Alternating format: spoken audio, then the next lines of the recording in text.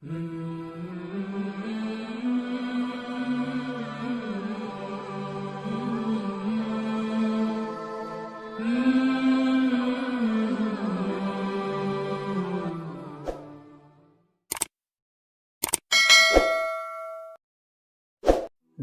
کیا ہے؟ زندگی ایک کتاب ہے جس کے پہلے صفحے پر پیدائش اور آخر میں موت لکھا ہوا ہے۔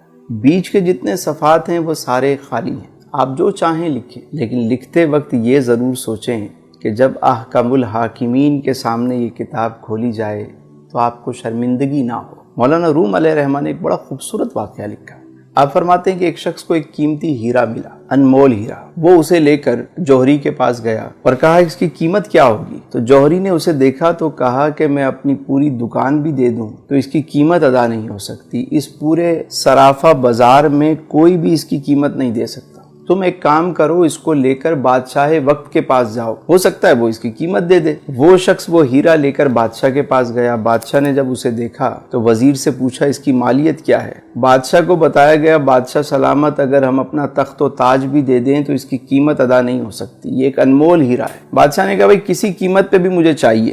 وزیر نے کہا یہ کام مجھ پہ چھوڑ دیں، اور اس شخص سے کہا کہ ایک کام کرو کہ تم یہ ہیرا ہمیں دے دو، صبح تم آ جانا سورج نکلنے سے پہلے، سورج نکلنے سے لے کر غروب آفتاب تک محل کے سارے دروازے تمہارے لیے کھول دیے جائیں گے، تم جس دروازے سے چاہو داخل ہو جاؤ، جو کچھ اس محل سے لے جانا چاہو لے جاؤ، تمہیں کوئی روکنے ٹوکنے والا نہیں ہوگا۔ وہ شخص گیا گھر، ساری رات اسے نیند نہیں آئی۔ صبح سورج نکلنے سے پہلے وہ محل میں داخل ہو گیا، دیکھا سارے دروازے کھلے ہوئے، وہ آرام سے داخل ہو گیا، کسی نے اسے روکا نہیں۔ پہلے ہال میں جب وہ گیا تو اس نے کیا دیکھا کہ بہت سارے شاہی لباس وہاں پر ٹنگے ہوئے ہیں، طرح طرح کے لباس ہیں۔ اس نے سوچا کہ ابھی تو صبح کا وقت ہے، میں نے تو ایسے کپڑے کبھی نہیں دیکھے، چلو پہلے اسے ذرا زیب تن کرتے ہیں۔ اس نے ایک لباس پہنا، اسے شیشے میں دیکھا، دوسرا پہنا، اسے اتارا، تیسرا پہنا، اسے اتارا۔ کافی وقت کے بعد اسے ایک لباس پسند آ گیا۔ جب وہ پہن کر اپنے آپ کو دیکھتا ہے، کہتا ہے میں تو شہزادہ لگ رہا ہوں، میں تو بادشاہ لگ رہا ہوں۔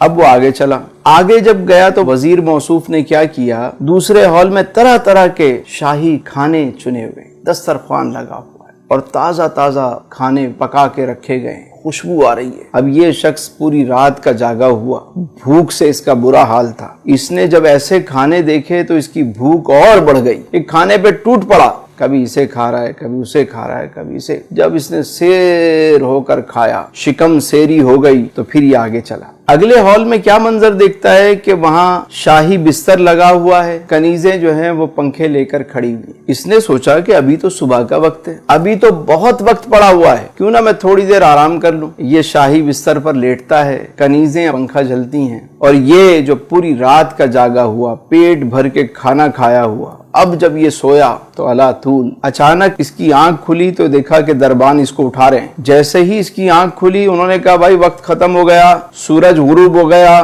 چلو اب یہاں سے بھاگو۔ یہ شخص فوراً اٹھ کر سامان اٹھانے لگ گیا، کبھی یہ اٹھا رہا ہے، کبھی وہ اٹھا رہا ہے۔ انہوں نے کہا خبردار، تم یہاں سے اب تنکا بھی نہیں لے کر جا سکتے۔ اس نے کہا میں نے تو کچھ بھی نہیں لیا ابھی تک۔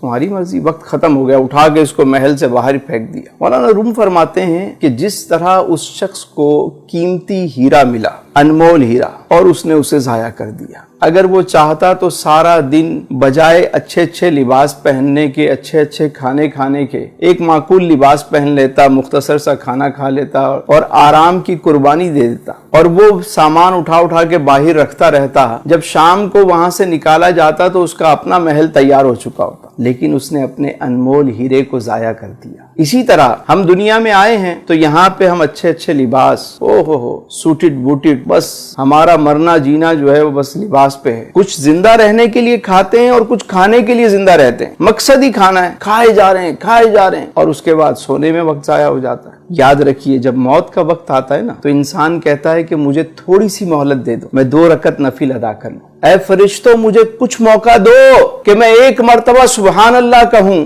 1 مرتبہ الحمدللہ کہہ لوں، ارے 1 مرتبہ اللہ اکبر کہہ لوں، تھوڑا سا تو موقع دو، میں کچھ صدقہ و خیرات کر دوں۔